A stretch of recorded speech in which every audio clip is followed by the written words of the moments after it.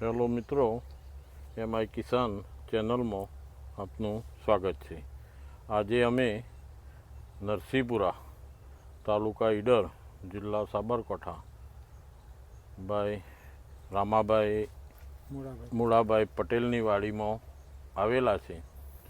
રામાભાઈએ આ વર્ષે એમના જીવનમાં પહેલી વખતે જ પપૈયા વાવ્યા. જ્યારે શરૂઆત કરવાની હતી એ વખતે એમને તો બહુ મોટું ડુંગરો લાગતો હતો, પણ આપણે પ્લાન્ટેશન કરવાનું હતું એના પહેલાં એમને ખેતરની તૈયારી કઈ રીતે કરવી, પ્લાન્ટ ક્યાંથી લેવા, બેસલ ડોઝમાં શું આપવું, બધું સંપૂર્ણ ઉનાળામાં માર્ગદર્શન આપીને એમને તૈયાર કર્યા. કારણ કે એમના માટે બિલકુલ નવો વિષય હતો. આમ તો રામાભાઈ બીજી બટાકાની ખેતી કે બીજી બધી ખેતી, મગફળીની ખેતીમાં માસ્ટરી છે એમની, કે પ્રોડક્શન સારામાં સારું લે. અને એમને એક જ કહેવું હતું કે ભાઈ તમે મને ટ્રીટમેન્ટ બતાવો, પણ મારા ખર્ચ બાબતે બહુ વિચારવાનું નથી, પણ મને મારી વાડી મને ઓખ્યોને ગમવી જોઈએ. બીજી બધી વાડીઓ જોઉં છું જતો એ તો મને નજરોમાં નથી આવતી.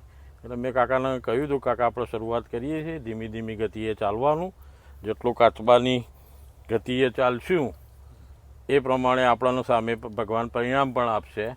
અને આજે એ દિવસો આવી ગયા. આજે રામાભાઈની વાડીમાં તમે જુઓ છો, ફ્રૂટિંગ આ બાજુના છોડમાં કેમેરામેન તમને બતાવું. આ રીતે કેટલા આપણા પ્લાન્ટનું વાવેતર કર્યું હતું? 45 પ્લાન્ટનું વાવેતર કર્યું હતું પહેલાં જ. અને એ પણ મારી જોડે પ્લાન્ટનું બુકિંગ કરાયેલું, અને આપણે એમને પ્લાન્ટ મળતા જ નહોતા, કારણ કે એમને નિર્ણય છેલ્લો લીધો. અને પ્લાન્ટ માટે ડેટો અમને આગી પાછી થતી હતી. પણ એમનું કહેવું હતું કે કાકા તમારી જોડેથી જ પ્લાન્ટ લેવાના છે, 10 દિવસ પછી વાવેતર કરો ચાલશે. પછી હું આણંદ લઈ ગયો એમને જોવા નર્સરીઓ પર, પણ એમને ન ગમ્યા તો ના પાડી દીધી. તો લેટ કરીને વાવેતર કર્યું. રામાભાઈ, આપણા આ વાડીમાં પ્લાન્ટેશન કઈ તારીખે કર્યું? આપણે અહીંયા 10/4 વાવેતર કર્યું, એપ્રિલ 10/4/2025 રોજ પ્લાન્ટેશન કર્યું. બેડ બનાવીને કર્યું ને? હા, બેડ બનાવી. અને બેડમાં આપણે શું આપ્યું હતું? બેડમાં ડીએપી ને પેલું સુપર ફોસ્ફેટ ને એમોનિયમ સલ્ફેટ ને બધું મિક્સ કરી ખાતર ને ઝીંક ને મેં જે બતાવ્યું તે પ્રમાણે તમે કમ્પ્લીટ બેસલ ડોઝ બેડમાં આપી દીધો. બેસલ ડોઝ અને પછી જ પ્લાન્ટેશન કર્યું. પછી બેડ બનાવી અને પછી એના ઉપર પ્લાન્ટેશન બરાબર. પેલું પાણી આપી દીધું. આપણે લેટ વાયા હતા એટલે આપણે ક્રોપ કવર લગાવવા પડ્યા, કેમ? હા, ક્રોપ કવર લગાવ્યા. હા, જો ભાઈ મિત્રો, ખેડૂત મિત્રો એવું વિચારો કે તમે 10/4 વાવેતર કરો એટલે ટેમ્પરેચર વધતું જાય એપ્રિલ મેમાં, એટલે ક્રોપ કવર લગાવવાની તૈયારી આપણે રાખવી પડે. એટલે અમે તમને કહીએ વારંવાર કે તમે જેટલું ફેબ્રુઆરી એન્ડથી માર્ચ સુધીનું વાવેતર કરો ત્યાર સુધીનું બરાબર રહે. અને પછી એપ્રિલમાં કરો એટલે તમારે એને પ્રોટેક્શન માટે ક્રોપ કવર લગાવવા પડે. રમાભાઈ, તમને અમે જે માર્ગદર્શન આપતા હતા સંતોષકારક લાગતું હતું? બહુ સરસ, સંતોષકારક. પહેલાં તો એવું લાગતું હતું કે આ હું ખોટો પપૈયામાં પડ્યો છું, પણ પછી લગભગ 90 દિવસ થયા ને ત્યાર પછી પપૈયાનો ગ્રીનરી આવી અને એનો વધે પકડી. એ તો આપણે કહ્યું હતું તમને, કાચબાની ગતિએ ચાલવું પડશે, ધીમે ધીમે પરિણામ દેખાશે. તો મિત્રો, રામાભાઈનું કહેવું શું છે કે શરૂઆત કરી વખત તો પેલું પ્લાન્ટેશન કરો, ગરમી પર ક્રોપ કવર લગાવવા પડ્યું, બરાબર. એ સમયગાળામાં ભાગ્યા ઘેર જોવાય, આ બધું લેબરોથી આપણે કામ કરાવવું પડે એટલે થોડું કઠિન લાગે. એટલે રામા કાકાને એ વખતે આ વસ્તુ કઠિન લાગતી હતી, પછી સ્ટેપ બાય સ્ટેપ આપણે બતાવતા હતા. મેં 25 ટ્રેક્ટર ખાતર લઈ રાખ્યું હતું અને ઢેગલા કર્યા હતા. તે ખેડબ્રહ્મામાંથી મજૂર લાવી અને બે સાઈડમાં બે નાખી દેવડાયા, બે બાજુ. અને પછી બેડ પાછા ફેર સરી દીધા, ત્યાર પછી ગ્રીનરી બની જઈ. અત્યાર સુધી બિલકુલ. જો મિત્રો, ઓર્ગેનિક મેટર તમને અમે કહીએ છીએ કે ભાઈ એકલું રાસાયણિક ખાતરથી પપૈયું નહીં પાકે. ઓર્ગેનિક મેટર એમને રામા કાકાએ કહ્યું કે 25 ટેલર હું બહારથી લાવીને ઢગલા કરાવીને અને પછી બાજુમાં નાખી દીધું અને ફરથી પાછું બેડ ચડાવી દીધું, એટલે બેડમાં દાબી દીધું એમને, બરાબર. ત્યાર પછી એમાં જે ડીએપીના ને બધા બેસલ ડોઝ આપવાના એ બધા સાઈડમાં આપતા જ રહ્યા. હવે હાલ તમને સંતોષ છે કે? બહુ સારી વાડી છે. બરાબર. તમે મને શરૂઆતમાં એવું કહેતા કે હું બીજી વાડીઓ જોઉં એટલે મને તો ઓખેને ગમતી નહીં. એક વખત મેં તમને કહી દઉં ભાઈ મારી વાડી ફેલ જાય મારે ના થવું છે. બરાબર. હું ખેતીમાંથી પહેલથી જ પરિપક્વ છું કે મને જે કામ કરવું એ સારું જ કર્યું. બરાબર. મિત્રો જો, રામા કાકાની માનસિકતા પહેલી જ મુલાકાતમાં મેં વિચારી લીધી કે આ ખેડૂત બિલકુલ એક્ટિવ એટલે તમે સવારના ફોન કરો ને, સોજે તમે પૂછો તો ઓકે કે અહીં કાકા ના ખાઈ ગયું, કાકા આ કામ થઈ ગયું. એટલે મને ભરોસો હતો કે આમાં જમીન સારી છે, ધીમે ધીમે પરિણામ મળશે. વાડીમાં રોજ ઓટો મારવાની, રોજ આવવાનું ફરજિયાત.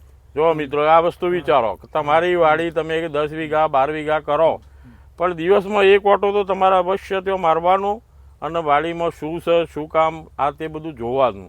પછી આપણે 10 દાડે જઈએ અને ચોમાસાના ગાળામાં રોગો બધા એકદમ ફૂલ થઈ જાય, કોલર રૂટ આ તે, એ ગાળામાં તમે 10 દાડે જાઓ તો તમારા છોડ તો ધીમે ધીમે બગડતા જ હોય. એટલે અવશ્ય રૂબરૂ મુલાકાત એક દિવસે કરવાની જ, અને જે જાણકાર હોય એને પૂછતા રહીએ, ન જાણીએ તો બીજાને પૂછીને કરવાનું. આપણે એવું ના કરવાનું કે પપૈયામાં ખાસ એક વસ્તુ વિચારજો, સેન્સિટિવ પાક છે. તમે ગામના ઓટલા પર બેઠા હોય ને તમને કોઈ મિત્ર એમ કે આ નાખી દો તમારા પપૈયામાં મજા આવશે, ના કરતા. કારણ કે ઘણા અમે જોયા છે એવા કે જે અખતરા કરીને કરવા વળગ્યા છે વડે વાડીઓનું નુકસાન કર્યું છે. એટલે જે પપૈયા ભાઈ વાવતો હોય છેલ્લા 2-4 વર્ષથી એ માર્ગદર્શન આપે, એને ઉતારો લીધો એ માર્ગદર્શન આપે, તો આપણે અમલ કરવો. મેં આ વાડીમાં ઈસમ કાકાના અનુભવથી એમને જે કહ્યું એ પ્રમાણે જ કર્યું છે, અને એના લીધે હું આજે સક્સેસ છું. હા, બરાબર.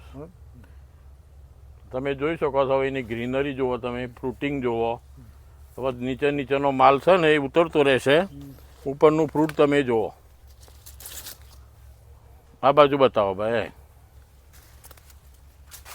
આ નર કહેવાય, આમાં કાકડી ટાઈપ થાય, નર કહેવાય. આનો વેટે થાય, એ ચિંતા કરવાની નહીં, પણ આનો વજન સારો નીકળે. છોડ જુઓ તમે, બધા છોડ એ રીતે છે, તમે નીચે બતાવી શકો છો. મિત્રો બીજું એક ખાસ એમને આપણે ખાડો કરાવીને અંદર, રામા કાકા આપણા ખાડામાં કેટલું છાણિયું ખાતર નાખ્યું? ખાડામાં 10 થી 12 ટ્રેક્ટર નાખ્યું છે.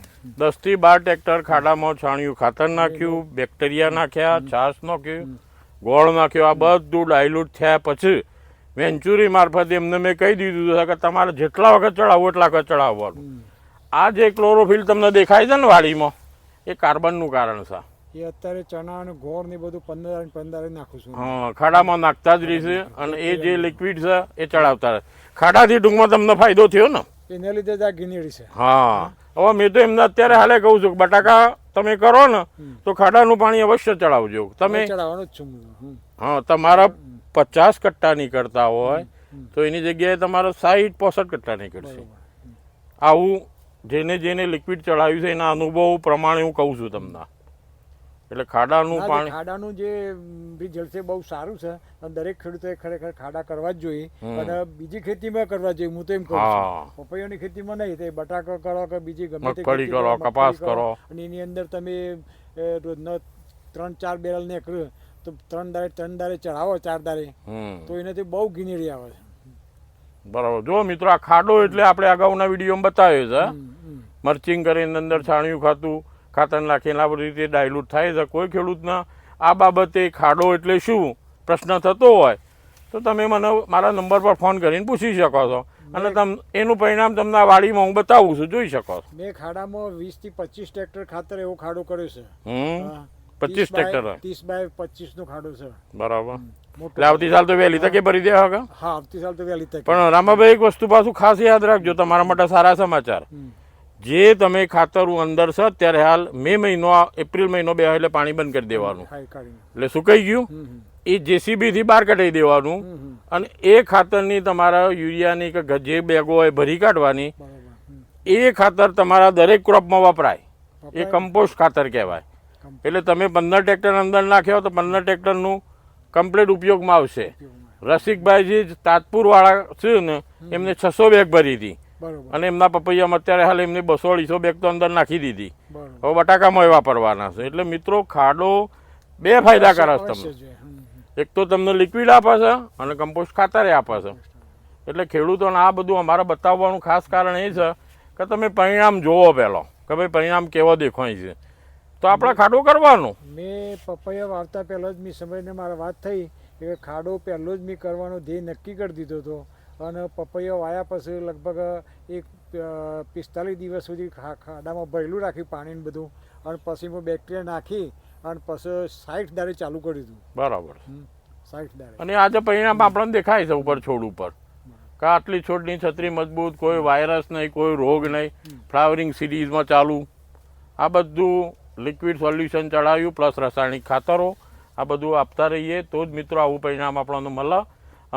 અમે તમને આ જે જુદી જુદી વાડીઓના વિડીયો બતાવીએ છીએ એના પાછળનું અમારું મકસદ એક જ હોય છે કે ખેડૂત વાવું તો બધા જ છે જ, પણ વાવ એટલે પદ્ધતિસર વાવ અને એનું પદ્ધતિસર કામ કરે તો એમાંથી 5 રૂપિયા મળે. મિત્રો તમને આ વાડી કેવી લાગી? કેવું? મારી વાડીમાં અત્યારે 8 બાય 5.5 સાહેબ ગારો મૂકેલો છે, પણ એ ગારો મને ઓછો લાગે છે. હા, હાલ ફિટ જ થઈ ગયો છે. ગારો 10 બાય 6 નો જોઈએ. હા મિત્રો જુઓ, તમને શરૂઆતમાં કહીએ છીએ છોડો સાવસી ગાળો કરો 10 બાય 6. 10 બાય 6 નો ગાળો તેનો પ્રકાશ મળે અને એનો લીધે બેહારા વધારે આવે અને પપૈયા વધારે ઉતરે.